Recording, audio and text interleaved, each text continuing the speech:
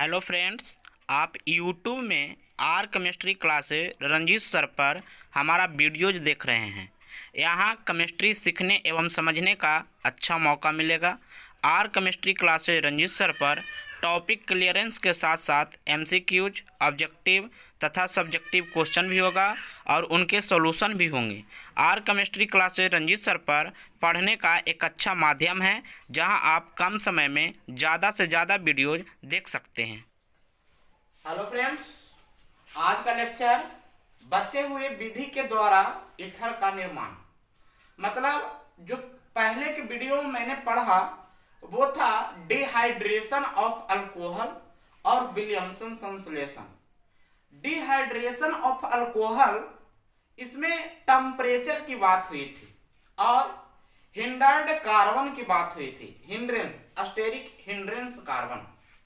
अगर asterisk hindrance carbon हो less तो ऐसे में SN2 की प्रयोग किए थे, और अगर जो 3 डिग्री कार्बन हो तो ऐसे में SN1 का प्रयोग किए थे।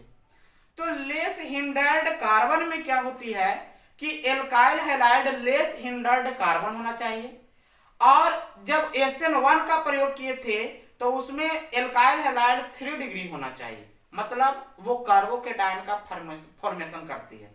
और लेस हिंडर्ड कार्बन मतलब कहने का अर्थ है SN2 कार्बोकेटायन नहीं बनाती है।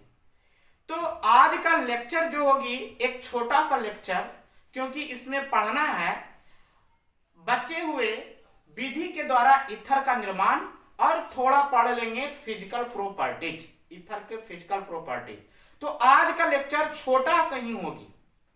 तो इसमें ध्यान दीजिए कि हमको थोड़ी सी बात को याद रखनी है पीछे वाली विलियमसन संश्लेषण की और डिहाइड्रेशन ऑफ अल्कोहल की। ये दो मेथड जो है बहुत इंपॉर्टेंट है ईथर बनाने के लिए, और आज उसी को आगे बढ़ाते हुए विलियमसन संश्लेषण जो है एरोमेटिक कंपाउंड भी देती है। तो वो एरोमेटिक कंपाउंड किस तरह से बनाता है ईथर, वो हम देख रहे हैं, विलियमसन संश्लेषण के द्वारा ही होती है। तो चलिए यहां पर चलते हैं फ्रॉम फिनॉल। तीसरा, कल पहला था हाइड्रेशन ऑफ अल्कोहल, दूसरा था विलियमसन संश्लेषण, और तीसरा फ्रॉम फिनॉल। फिनॉल के द्वारा। तो देखिए यहां पे फिनॉल की जब बात करते हैं तो ये है फिनॉल।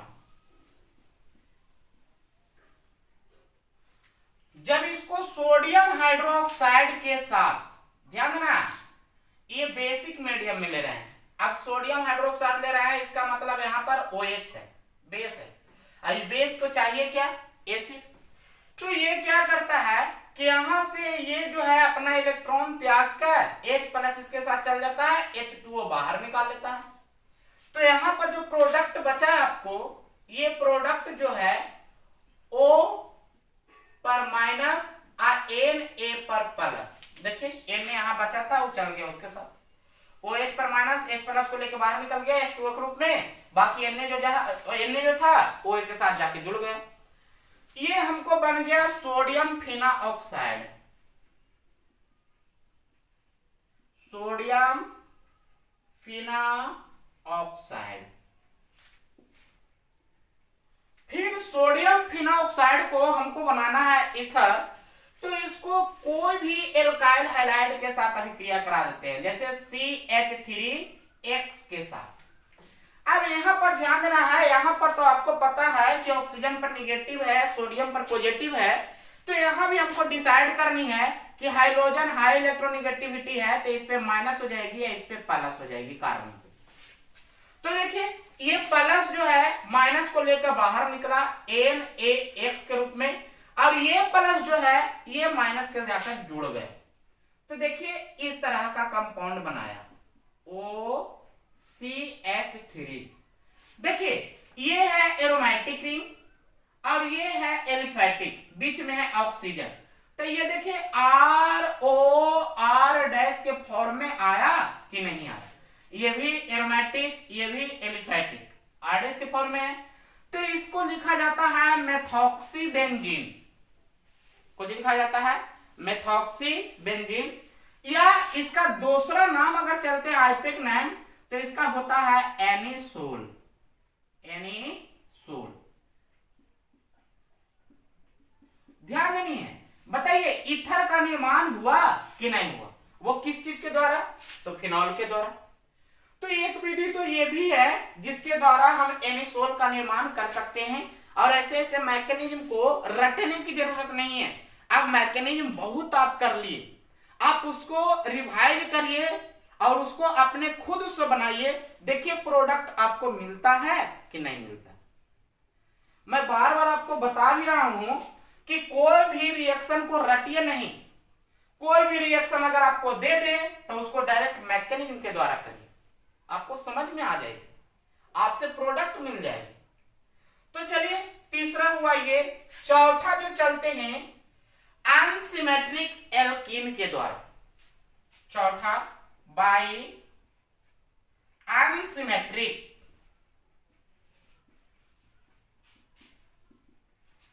एल्कीन। अनसिमेट्रिकल एल्कीन मतलब असममित एल्कीन के द्वारा हम ईथर का निर्माण करेंगे। तो इसमें एक बात को ध्यान देना है, आप अल्कोहल फिनॉल ईथर के लेक्चर नंबर 6 को पहले रिवीजन कर लीजिए, जिसमें आपको पढ़ना है ऑक्सीमर्कुरेशन, डीमर्कुरेशन, ओएमडीएम के नाम से मैंने बताया था मैकेनिज्म। तो ध्यान देना, वहां पर अल्कोहल का निर्माण किए थे और यहां पर फिनॉल का निर्माण कर रहे हैं। दोनों एक ही हैं, थोड़ा सा के अंतर मिलेगा आपको। देखिए जैसे है ये CH3 CH double bond CH2, बताइए अनसिमेट्रिकल है कि नहीं है?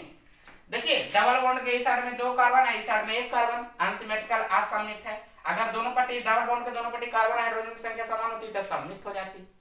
तो यहां ध्यान देना है, जब हम अल्कोहल का निर्माण किए थे तो लिए थे मर्क्यूरिक एसीटेट OAC लिए थे और प्लस वाटर लिए थे। वहां पे हम वाटर लिए थे अल्कोहल में, यहां पर कुछ और लेंगे उसको मैं दिखाता हूं।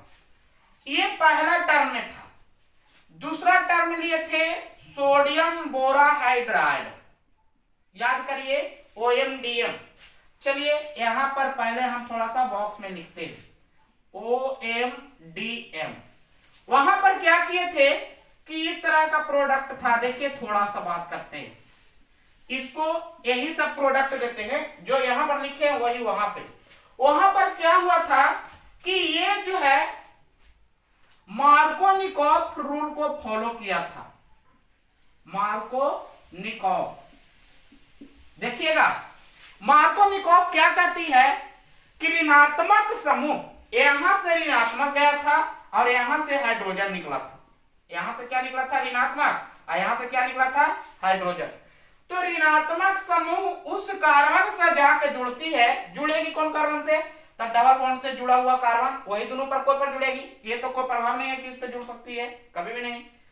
तो ऋणात्मक समूह उस कार्बन से जाकर जुड़ती है जहां पर हाइड्रोजन की संख्या कम हो। ये कौन बोलता है? मार्कोनिकॉफ। ठीक है, मार्कोनिकॉफ कहता है कि ऋणात्मक समूह उस कार्बन से जाकर जुड़ती है जहां पर हाइड्रोजन की संख्या कम हो और यहां से धनात्मक H+ निकलेगा तो उस कार्बन से जुड़ेगी जहां पर हाइड्रोजन संख्या अधिक हो। ये मार्कोनिकॉफ। तो यहां पर देखिए, यहां पर जो प्रोडक्ट बना था यही सब था। तो ये इसका मैकेनिज्म अगर देखना चाहते हैं तो वहां पर जाकर देख लीजिए लेक्चर नंबर 6 में। लेक्चर नंबर 6 में आपको मिल जाएगा। यहाँ पर मैं मैकेनिज्म नहीं बता रहा हूं, यहाँ पर डायरेक्ट मैं कर रहा हूं। तो यहाँ पर ध्यान दीजिए, यहाँ से OH निकला तो यहाँ पर जाके जुड़ा CH3 CH, यहाँ पर OH हो गया और ये डबल बॉन्ड जो था सिंगल बॉन्ड में टूटा और यहाँ से जो हाइड्रोजन निकला था वो यहाँ पर जाके जुड़ गया CH2, यहाँ पर हाइड्रोजन। इस तरह का प्रोडक्ट अल्कोहल बना था। लेकिन हम जो बना रहे हैं ईथर की बात कर रहे हैं, तो यहाँ पर हम जल नहीं लेकर हम यहाँ पर अल्कोहल ले रहे हैं। क्या ले रहे हैं? अल्कोहल। अब यहाँ पर भी वही मार्कोनिकॉफ रूल फॉलो करेगी कि अल्कोहल समूह उस कार्बन से जाके जुड़ेगी जहां पर हाइड्रोजन की संख्या कम है। देखिएगा लेक्चर नंबर 6 मैं बार बार बोल रहा हूं। चलिए CH3CH, यहां से डबल बॉन्ड टूटेगा, सिंगल बॉन्ड में कन्वर्ट हुआ, यहां पर CH2, यहां से OR निकला तो OR चल गया यहां पे, और यहां से हाइड्रोजन निकला तो हाइड्रोजन चल गया यहां पे। बताइए ईथर का निर्माण हुआ कि नहीं हुआ? अभी R के जगह पर CH3 है, कुछ भी जो भी कंपाउंड है, बताइए ईथर का निर्माण हो गया। क्या कोई दिक्कत है? एग्जाम्पल लेना चाहते हैं तो एक एग्जाम्पल भी ले लेते हैं। चलिए यहां पे ले लेते हैं, ध्यान देनी है। CH3 CH double bond CH2, इसको करा रहे हैं HgOAC के होल टू, यहां पर ध्यान देना है HOCH3, और दूसरा में आ गया है सोडियम बोराहाइड्राइड। जब इसको कराएंगे तो OCH3 जाके यहां जुड़ जाएगा, CH3CH, यहां पर CH2, यहां से हाइड्रोजन निकला तो यहां पर गया, और यहां से ही कंपाउंड निकला तो यहां पर आके जुड़ गया। देखिए ईथर बना कि नहीं बना? बना। तो ध्यान देनी है कि ये दो छोटी छोटी चीज है जिसको पहले भी मैं कराया हूं और आज भी करा रहा हूं, तो इसको ध्यान दे के पढ़ना है। और आप कॉपी और पेन निकाल लीजिए और एक अच्छे से channel R chemistry classes Ranjit sir से पढ़िए और उसको नोट्स अच्छी तरह से बनाइए। तो इसको जल्दी जल्दी स्क्रीनशॉट करिए। उसके बाद फिजिकल प्रॉपर्टीज ऑफ ईथर की बात करेंगे, क्योंकि हमको ये खत्म हो गया प्रिपरेशन ऑफ ईथर, मतलब प्रिपरेशन मेथड ऑफ ईथर खत्म हो गया। ईथर बनाने का जो विधियां थी, 4 विधि मैंने दिया, याद रखना। पहला डिहाइड्रेशन ऑफ अल्कोहल, जिसमें हम लेस हिंडर्ड SN2 SN1 की बात किए थे। दूसरा था विलियमसन संश्लेषण, इसमें भी लेस हिंडर्ड मतलब SN2 SN1 की बात किए थे। और तीसरा जो बताया फिनॉल के द्वारा, और चौथा जो बताया एनसिमेट्रिक एल्कीन के द्वारा। तो एनसिमेट्रिक एल्कीन में OM-DM की बात किए हैं, ऑक्सीमर्कुरेशन और डीमर्कुरेशन। तो ध्यान नहीं है, ये आपको पहले ही बताया जो लेक्चर नंबर 6 में है। इसका मैकेनिज्म जाके देख लीजिए और यहाँ पर आके यूज कर लीजिए, आपको क्लियर हो जाएगी। मुझे विश्वास है कि 100% क्लियर हो जाएगी। तो इसको जल्दी जल्दी करिए। उसके बाद आ रहे हैं फिजिकल प्रॉपर्टीज। तो फ्रेंड्स अब चलते हैं फिजिकल प्रॉपर्टीज के बारे में। अभी मैंने बताया कि ईथर जो है कुछ गुण भी प्रदर्शित करते हैं। तो वो गुण 2 तरह के होते हैं। पहला है फिजिकल मतलब भौतिक गुण, और दूसरा है केमिकल मतलब रासायनिक गुण। तो भौतिक गुण के बारे में भी मैं पढ़ता हूं कि भौतिक गुण ईथर का क्या है। तो देखिए यहां पर मैंने लिख दिया हूं प्रॉपर्टीज ऑफ ईथर, और उसमें भी फिजिकल प्रॉपर्टी मतलब भौतिक गुण। तो सबसे पहला बात तो ये है कि बहुत सारे लड़के का कमेंट आते हैं क्या कि सर बोर्ड पर आप दोनों लैंग्वेज लिखिए। तो दोनों लैंग्वेज इम्पॉसिबल होती है। अगर लिटरेचर की बात किया जाए, लंबा लंबा लिटरेचर होगा, दोनों लैंग्वेज मैं लिखूं तो ये इम्पॉसिबल है। तो अगर इस तरह के जब संभव होते हैं तो अंग्रेजी लैंग्वेज को मैं लिख देता हूं और हिंदी लैंग्वेज को मैं बोल दूंगा। तो इसमें आप चलिए, अगर अंग्रेजी वाले हो हिंदी वाले हो इसको लिखना चाहते हैं लिख लीजिएगा, और हिंदी वाले को मैं लिखा दूंगा अभी बोलकर, वो लिख लीजिएगा। तो पहला आती है क्या कि देखिए यहां पर लिखते हैं मेथॉक्सी मीथेन और मेथॉक्सी इथेन। 2 मेथॉक्सी मीथेन और एथॉक्सी इथेन, ये दोनों जो है गैसियस फॉर्म में है। मतलब ये दोनों ईथर जो है गैस के फॉर्म में मिलती है। बाकी जितना भी ईथर है ये दोनों को छोड़कर शेष ईथर सभी जो है लिक्विड फॉर्म में मिलता है। कौन फॉर्म में? लिक्विड फॉर्म में। और वो भी किस तरह का? तो कलरलेस मतलब रंगहीन होती है, जिसमें कोई कलर नहीं हो। ये ध्यान देना है। मेथॉक्सी मीथेन और इथॉक्सी इथेन ये क्या है? गैसियस फॉर्म में रहते हैं। But other ether are colourless liquid. बाकी जितना भी ईथर है ये दोनों को छोड़कर सब रंगहीन द्रव्य होते हैं। और क्या होते हैं? तो ध्यान देना है, आनंददायक सुगंधित भी होते हैं, महक जिसको कहता है। आनंददायक महक होती है। तो यहां ध्यान देना, पहले लिखिए आप लोग हिंदी वाले, CH3OCH3 एंड CH3OC2H5 गैसीय अवस्था में होती है, गैसीय अवस्था में होती है। लेकिन ये दोनों को छोड़कर सभी ईथर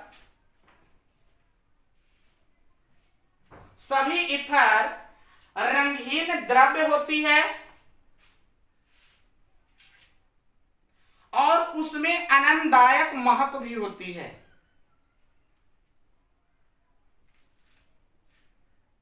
ठीक है, चलिए दूसरा बात बोलते हैं। ध्यान नहीं, याद रखना है, दो एकदम छोटी छोटी बात को याद रखिए ना।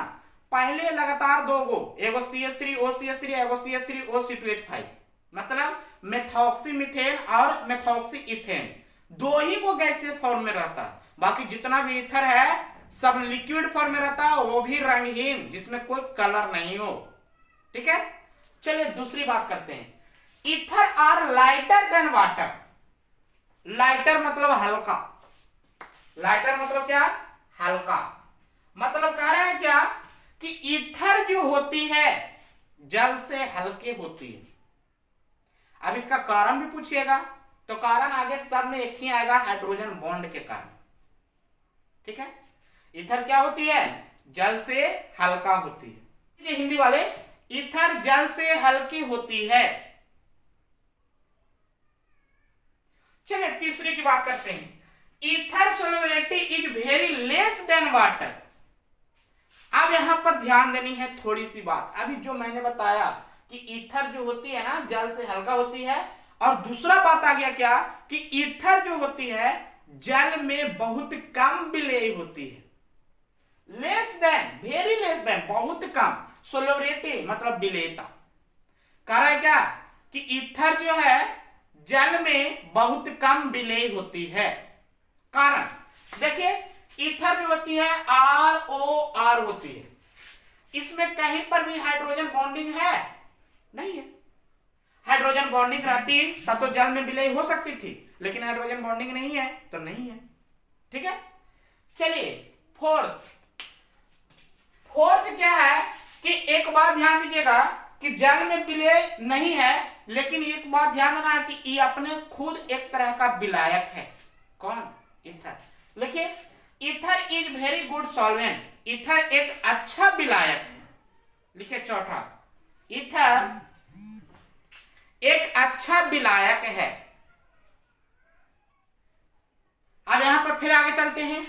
5 में, 5 बहुत इंपॉर्टेंट है, अब 5 को समझना भी बहुत जरूरी है। कहता है क्या कि ईथर की बॉइलिंग पॉइंट, इसका मतलब क्या है ध्यान देना, बॉइलिंग पॉइंट ईथर इंक्रीजेज और मोलर मास इंक्रीजेज। कह रहा है क्या कि अगर ईथर की मोलर मास बढ़ती है तो बॉइलिंग पॉइंट भी बढ़ेगी। उस दिन मैं बताया था कि boiling point is directly proportional to molar mass. अगर मोलर मास को बढ़ाएंगे तब बीपी भी कुछ होगा, बढ़ेगा। बॉइलिंग पॉइंट को कुछ करना पड़ेगा, बढ़ेगा।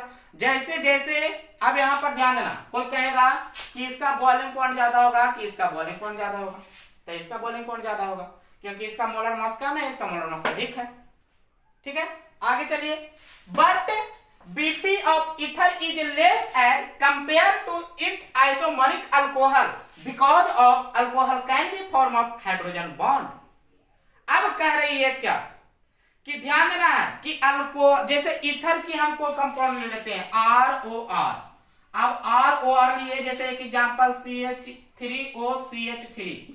अब इसका आइसोमरिक के रूप में ले लेते हैं तो C2H5OH भी ले लेंगे, ले सकते हैं ना, C2H5OH। देखिए यहाँ पे 2 carbon 2 carbon, 6 hydrogen 6 hydrogen, 1 oxygen 1 oxygen, दोनों एक ही है। ईथर ये है, ये अल्कोहल है, ये क्या है, अल्कोहल। फॉर्म ध्यान देना, आणविक सूत्र क्या है, डिफरेंट है। आणविक सूत्र चलिएगा तो सेम है, लेकिन यहां पर जब आप स्ट्रक्चर की बात करते हैं तो डिफरेंट है। कैसे डिफरेंट है, यहाँ पर CH3O CH3, यहाँ पर C2H5OH है, ये आ गया ईथर, ये आ गया अल्कोहल। अब यहाँ पर देखिए कह रहा है क्या कि BP of ether is less than as compared to its isomeric alcohol. अब इसका बॉइलिंग पॉइंट जो होगी ईथर की अल्कोहल के तुलना में कम होगी, कारण तो इसमें हाइड्रोजन बॉन्ड बना रही है और इसमें हाइड्रोजन बॉन्ड नहीं है, ठीक है ना। क्या कोई दिक्कत है तो लिखिए, ईथर की मोलर मास बढ़ने पर बॉइलिंग पॉइंट बढ़ते हैं, बॉइलिंग पॉइंट बढ़ते हैं, जबकि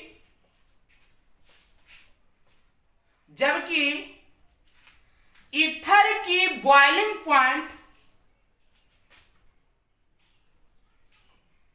हाइड्रोजन बंध के कारण आइसोमरिक अल्कोहल से कम होती है, आइसोमरिक अल्कोहल से कम होती है।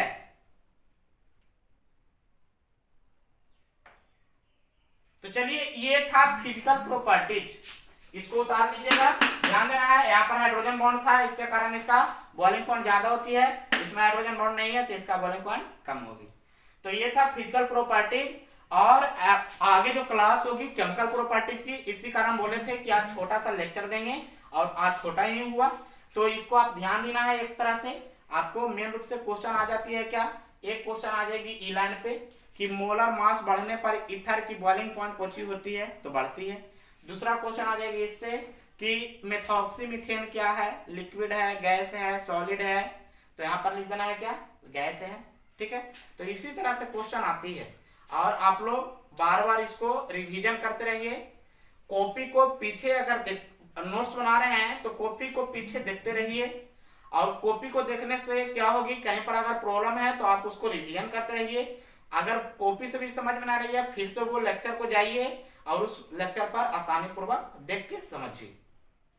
तो अब ज्यादा मैं क्या कहूं, तो ध्यान देनी है, वीडियो को तो देखते ही रहिए। अगर ऑर्गेनिक सीखनी है तो, ऑर्गेनिक नहीं सीखनी है तो आराम से मोबाइल को रख दीजिए, कोई फायदा नहीं है देखने से। फिर ऑर्गेनिक सीखनी है और बच्चों को पास शेयर करिए, जो बच्चे कोचिंग से वंचित हैं। अभी तो हर एक बच्चे कोचिंग से वंचित हैं क्योंकि वो लॉकडाउन में घर में बैठे होंगे, ठीक है।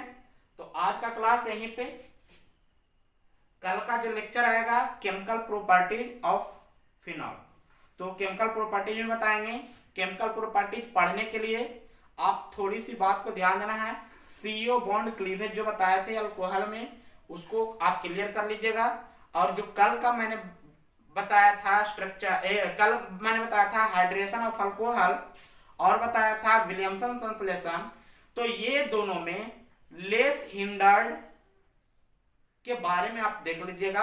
SN2 SN1 में देख लीजिएगा। एक बार याद करा देता हूं आपको, SN2 में क्या था कि कार्बोकैटायन का फॉर्मेशन नहीं होती थी, जबकि SN1 में कार्बोकैटायन का फॉर्मेशन होता था।